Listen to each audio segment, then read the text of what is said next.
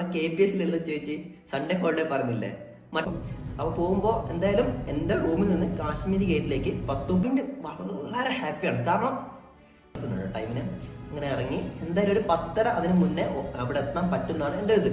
10 മണി വരെ മണാലിക്ക് ബസ് ഉണ്ട്. എവിടുന്ന് കാശ്മീർ പുള്ളിന്റെ പേര് പറഞ്ഞു.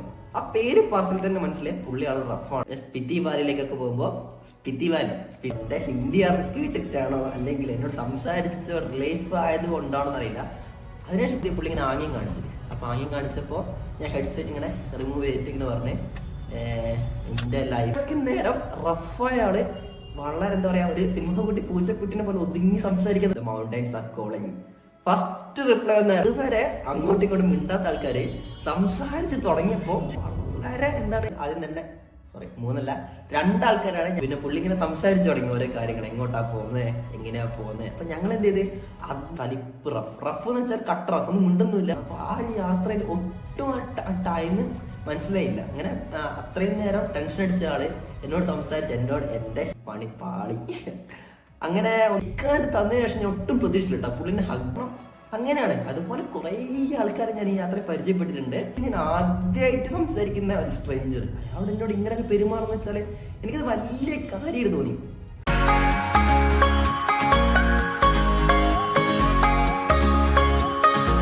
ഹലോ, ഈ ഒരു പാട്ട് പറയുമ്പോൾ ഞാൻ വളരെ ഹാപ്പിയാണ്, എക്സൈറ്റ്മെന്റ് ആണ്, അങ്ങനെ എന്തൊക്കെയൊക്കെയാണ്. കാരണം ഞാൻ ആദ്യമായിട്ടാണ് ഒരു സ്ട്രേഞ്ചർ അങ്ങോട്ട് പോയി സംസാരിച്ചിട്ട് പരിചയപ്പെടുന്നത്. കാരണം എനിക്ക് മറ്റുള്ള ആൾക്കാരോട് സംസാരിച്ചാൽ എങ്ങനെയായിരിക്കും, അല്ലെങ്കിൽ എന്റെ കൂടുതൽ അധികം ആൾക്കാരും പറയാറുണ്ട് അങ്ങനെ മറ്റൊരു ആൾക്കാർ പോയി സംസാരിക്കാൻ പാടില്ല, അവർ എത്രത്തോളം എങ്ങനെയായിരിക്കും. പക്ഷെങ്കിൽ നമ്മളെ KPS എഴുതി ചേച്ചി സൺഡേ ഹോളിഡേ പറഞ്ഞില്ലേ, മറ്റുള്ള ആൾക്കാരെ മനസ്സ് അറിഞ്ഞിട്ടുണ്ടെങ്കിൽ അറിഞ്ഞാൽ മതി, എല്ലാവരും പാവങ്ങളാണ്. അത് അങ്ങനെ ഒരാളെ ഈ യാത്രയിൽ ഞാൻ പരിചയപ്പെട്ടിട്ടുണ്ട്.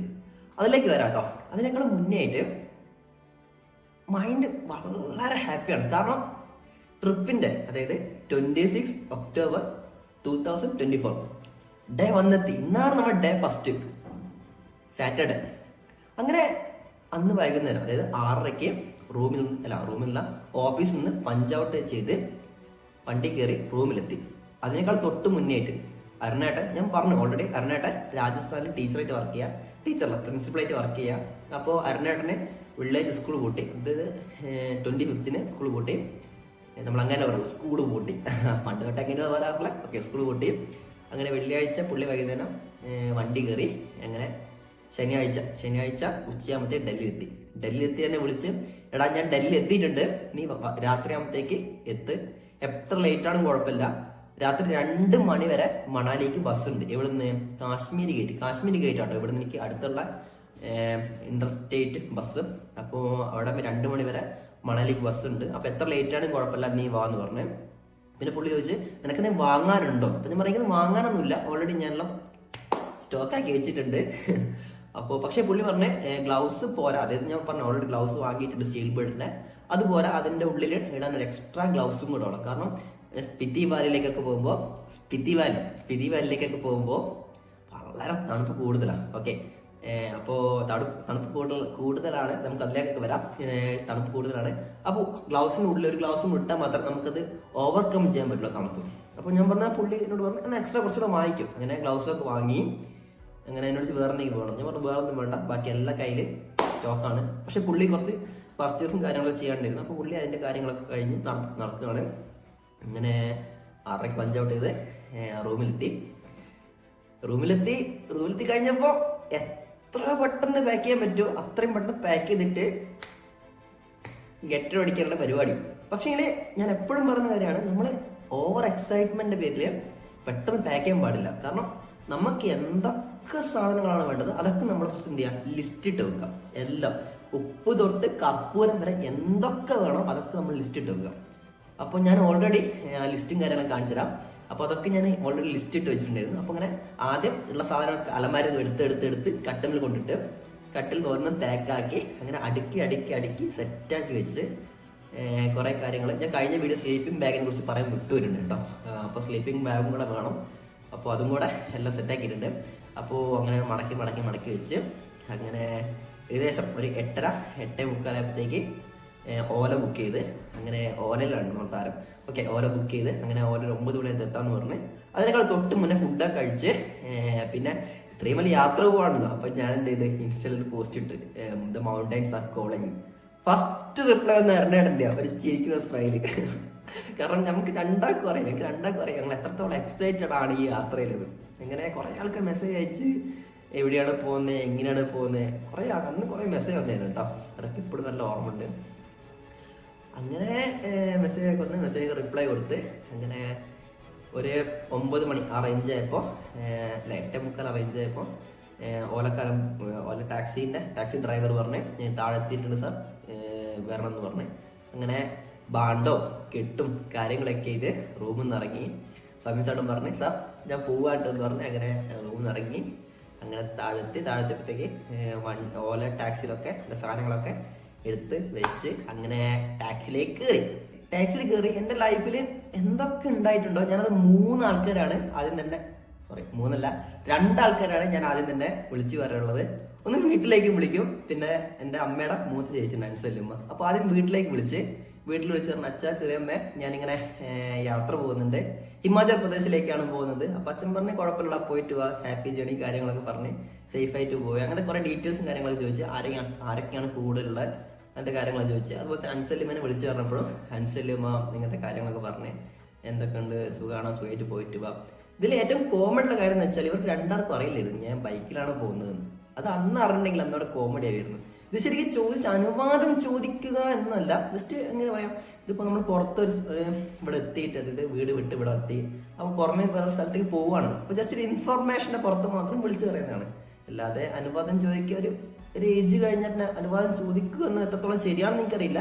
എന്നാൽ എന്നെ സംബന്ധിച്ചിടത്തോളം എനിക്ക് എന്താണോ ചെയ്യേണ്ടത് അത് ഞാൻ ചെയ്തിരിക്കും. അതാണ് എൻ്റെ കാര്യം. ഓക്കെ, അങ്ങനെ come to the point. Okay, അങ്ങനെ ടാക്സി കയറി. ടാക്സി ഇങ്ങനെ പോവാം.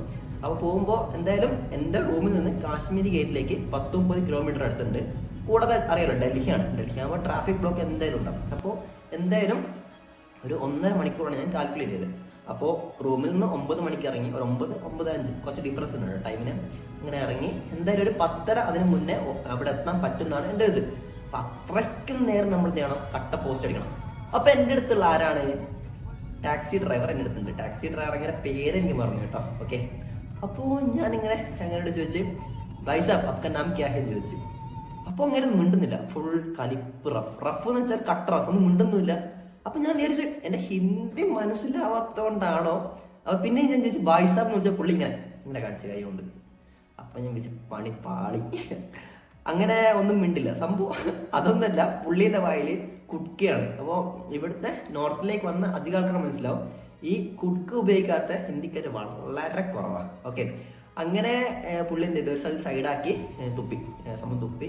അപ്പൊ അങ്ങനെ പേര് പറഞ്ഞു. പക്ഷെ ഒട്ടും ഫ്രണ്ട്ലി അല്ല, നല്ല റഫായിട്ട് പുള്ളിന്റെ പേര് പറഞ്ഞു. ആ പേര് പാർസൽ തന്നെ മനസ്സിലായി പുള്ളി ആൾ റഫാണെന്ന്. അങ്ങനെ പിന്നെ വേറെ കാര്യം എന്ന് വെച്ചാൽ പുള്ളിക്ക് ഇടയ്ക്കിടയ്ക്ക് കോള് വന്നോണ്ടിരുന്ന് ഇരിക്കുകയാണ്. അങ്ങനെ അത് പുള്ളി കുറച്ച് ഓടിക്കുമ്പോൾ കോള് വരിക കട്ട് ചെയ്യുക തന്നെ. അപ്പോൾ ഞാൻ പറഞ്ഞേ നിങ്ങൾക്ക് ആ ഫോണിൽ എടുത്തൂടെയും ചോദിച്ചു. അപ്പോൾ പുള്ളി പറഞ്ഞു ഇപ്പം എടുക്കാൻ പറ്റില്ല എന്ന് പറഞ്ഞു, ഇങ്ങനെ ഡ്രൈവ് ചെയ്യല്ലേ. അപ്പോൾ ഓക്കെ എന്തായാലും ആവട്ടെ. അപ്പം ഞാൻ എന്ത് ചെയ്ത് പാട്ടൊക്കെ കേട്ട് ഇങ്ങനെ നടക്കുകയാണ്. അപ്പോൾ കുറച്ച് പുള്ളി ഇങ്ങനെ ആംഗ്യം കാണിച്ചു. അപ്പോൾ ആംഗ്യം കാണിച്ചപ്പോൾ ഞാൻ ഹെഡ്സെറ്റ് ഇങ്ങനെ റിമൂവ് ചെയ്തിട്ട് ഇങ്ങനെ പറഞ്ഞേ എൻ്റെ ലൈഫ് പുള്ളി ഹിന്ദിയിലാണ് പറയുന്നത്. അതെനിക്ക് എത്രത്തോളം മനസ്സിലായിട്ടുണ്ട് എന്നാണ് നിങ്ങളോട് പറയുന്നത്. പുള്ളി പറഞ്ഞേ എൻ്റെ വൈഫ് ഹോസ്പിറ്റലാണുള്ളത്. ഇത് അവളുടെ 2ാമത്തെ ഡെലിവറിയാണ്. ആദ്യത്തെ ഡെലിവറി ആയ സമയത്ത് ആ കുട്ടി പോയി ഞങ്ങളെ കുടുംബം ഫുൾ സങ്കടത്തിലായിരുന്നു. ഇപ്പോൾ 2ാമത്തെ ഡെലിവറിയാണ് നാളെ രാവിലെ. വല്ലാത്ത ടെൻഷൻ ഉണ്ട്. ഞാൻ കുറെ പ്രാർത്ഥനയും വഴിപാടും കാര്യങ്ങളൊക്കെ നടത്തിയിട്ടുണ്ട്. അവളുടെ കൂടെ ഇപ്പോൾ അവളുടെ അമ്മ ഉണ്ട്. എനിക്ക് എൻ്റെ അച്ഛനും അമ്മയും മരിച്ചു പോയതാണ്. അങ്ങനെ പുള്ളി പറഞ്ഞ് ഫുൾ, അതായത് അത്രയ്ക്കും നേരം റഫായ ആള്, വളരെ എന്താ പറയാ, ഒരു സിംഹക്കുട്ടി പൂച്ചക്കുട്ടിനെ പോലെ ഒതുങ്ങി സംസാരിക്കുന്ന പറയട്ടെ, അങ്ങനത്തെ ഒരു ഇത്. അപ്പൊ അത് കേട്ടപ്പോൾ എനിക്ക് ഭയങ്കര സങ്കടം കേട്ടോ. ഞാൻ പറഞ്ഞേ ഇല്ല ശരിയാകും. എൻ്റെ ഹിന്ദി എത്രത്തോളം ബെറ്റർ ഒന്നല്ല. ഇവിടെ നോർത്തിലേക്ക് എത്തിയിട്ട് 1.5 കൊല്ലാവുന്നേ ഉള്ളൂ. 1 കൊല്ലോ 4 മാസം ആ റേഞ്ച്. അപ്പൊ ഞാൻ പറഞ്ഞു ഇല്ല പൈസ കുഴപ്പമൊന്നുമില്ല, നല്ല ഡെലിവറി ആയിരിക്കും, കുട്ടിക്കൊന്നും പറ്റില്ല എന്നൊക്കെ പുള്ളിനെ ഫുൾ ആശ്വസിച്ച്. പുള്ളി എന്ത് ചെയ്ത്, പുള്ളിക്ക് ഫുൾ സങ്കടം. പിന്നെ അപ്പൊ പിന്നെ പുള്ളി ഇങ്ങനെ സംസാരിച്ചു തുടങ്ങി ഓരോ കാര്യങ്ങൾ, എങ്ങോട്ടാ പോകുന്നത്, എങ്ങനെയാ പോകുന്നത്. അപ്പൊ ഞങ്ങൾ എന്ത് ചെയ്ത് അതുവരെ അങ്ങോട്ടും ഇങ്ങോട്ടും മിണ്ടാത്ത ആൾക്കാര് സംസാരിച്ച് തുടങ്ങിയപ്പോ വളരെ എന്താണ് ഫ്രണ്ട്ലി. നമ്മളെ KPSC ലളിത ചേച്ചി, നമ്മളെ മരിച്ച് പുള്ളിക്കാരി സൺഡേ ഹോളിഡേ പറയുന്നില്ല, ഓപ്പോസിറ്റ് ഉള്ള ആളെ മനസ്സൊന്ന് അറിഞ്ഞാൽ മതി, അത്രയ്ക്ക് മനുഷ്യരുള്ളൂ. അപ്പോൾ പുള്ളികളെ സംസാരിച്ച് അങ്ങനെ അത് കഴിഞ്ഞ് ഒട്ടും ട്രാഫിക് ഇല്ലായിരുന്നു കേട്ടോ. ഇവിടെ കാശ്മീരി ഗേറ്റ് എത്തുന്ന 5 കിലോമീറ്റർ ഒട്ടും ട്രാഫിക് ഇല്ലായിരുന്നു. അപ്പോൾ ഞങ്ങൾ ശരിക്കും പറഞ്ഞാൽ ഒരു മണിക്കൂറിനടുത്ത് യാത്ര ഉണ്ടായിരുന്നു. അപ്പോൾ ആ ഒരു യാത്രയിൽ ഒട്ടും ആ ടൈം മനസ്സിലായില്ല. അങ്ങനെ അത്രയും നേരം ടെൻഷൻ അടിച്ച ആള് എന്നോട് സംസാരിച്ച് എൻ്റെ ഹിന്ദി കേട്ടിട്ടാണോ അല്ലെങ്കിൽ എന്നോട് സംസാരിച്ച റിലീഫ് ആയത് കൊണ്ടാണോ എന്നറിയില്ല. അതിനുശേഷം പുള്ളി ഭയങ്കര കൂളായി. അപ്പം ഞാൻ പറഞ്ഞു ശരിയാവും അങ്ങനെ കാര്യങ്ങളൊക്കെ പറഞ്ഞു. അപ്പോൾ പുള്ളി പറഞ്ഞു നിങ്ങളെ ഈ ഓട്ടം വിട്ടിട്ട് വേണം എനിക്ക് ഹോസ്പിറ്റലിലേക്ക് പോവേ, അവൾക്ക് നല്ല ടെൻഷൻ ഉണ്ട്, കാരണം ഓൾറെഡി ഒരു കുട്ടി പോയതാണല്ലോ. അപ്പം അങ്ങനെ കഴിഞ്ഞപ്പോൾ ഒന്നും പറ്റില്ല എന്നൊക്കെ പറഞ്ഞ് അങ്ങനെ കാശ്മീർ ഗേറ്റ് എത്തിയ സമയത്ത് പുള്ളി വണ്ടിയിൽ നിന്ന് ഇറങ്ങി എന്നോട് പറഞ്ഞ് ഹാപ്പി ജേണി പറഞ്ഞു. പിന്നെ എൻ്റെ ബാഗൊക്കെ 2-3 ലഗേജ് ഒക്കെ ഉണ്ടായിരുന്നു, അതൊക്കെ പുള്ളി എടുത്ത് പുറത്ത് വെച്ചിട്ട് പറഞ്ഞ് പുള്ളി ഷെയ്ക്കാൻ എന്ന് ഞാൻ ഷെയ്ക്കാൻ തന്നതിന് ശേഷം ഞാൻ ഒട്ടും പ്രതീക്ഷിച്ചില്ല. പുള്ളിനെ ഹഗ് ചെയ്തു, നല്ലൊരു ഹഗ് ചെയ്ത് ഇത് പറഞ്ഞ് നമ്മളിനി വീണ്ടും കാണും എന്നൊക്കെ പറഞ്ഞ്. അപ്പോൾ ഞാൻ പറഞ്ഞ് കാണാൻ ഇടതരട്ടെ എന്നൊക്കെ പറഞ്ഞ് ഭയങ്കര എന്താ പറയുക ഭയങ്കര മൊമെൻ്റാണ് അത്. അതുവരെ അത്രയും നമ്മൾ ലൈഫിൽ ഞാൻ ആദ്യമായിട്ട് സംസാരിക്കുന്ന ഒരു സ്ട്രേഞ്ചർ അയാൾ എന്നോട് ഇങ്ങനെയൊക്കെ പെരുമാറുന്ന വെച്ചാൽ എനിക്കത് വലിയ കാര്യമായിട്ട് തോന്നി. അങ്ങനെ പുള്ളിയെ എടുത്ത് വെച്ച് പുള്ളി ഇങ്ങനെ പറഞ്ഞ് പോയിട്ട് പോയി, ഇതാണ് കാശ്മീരി ഗേറ്റ്, ബസ് സ്റ്റോപ്പ് കാണിച്ച് മണാലിക്കുള്ള ബസ് അവിടെ കിട്ടുന്നൊക്കെ പറഞ്ഞ് അങ്ങനെ ഞാൻ എൻ്റെ ലഗേജും 2 കയ്യിൽ ബാഗൊക്കെ എടുത്ത് നടന്നു പോകുമ്പോൾ തിരിഞ്ഞു നോക്കിയപ്പോൾ അയാൾ ദൂരെ നിന്ന് കൈ കാണിച്ച് പറഞ്ഞ് സാ നമ്മളിനിയും കാണുന്നു പറഞ്ഞ് അങ്ങനെ ഞാൻ എന്താ പറയുക കാശ്മീരി ഗേറ്റിലേക്ക് പോയി. പിന്നെ അരനായിട്ട് വെയിറ്റിങ്ങിലായിരുന്നു. ശരിക്കും പറഞ്ഞാൽ വല്ലാത്തൊരു ഒരു മണിക്കൂറാണ് പുള്ളി എൻ്റെ അടുത്ത് ഉണ്ടായിരുന്നേ പോലും എനിക്ക് ആ പുള്ളിയുടെ ഫേസ് ഇപ്പോഴും എൻ്റെ ഉള്ളിലുണ്ട്. കാരണം അങ്ങനെയാണ്. അതുപോലെ കുറേ ആൾക്കാരെ ഞാൻ ഈ യാത്ര പരിചയപ്പെട്ടിട്ടുണ്ട്.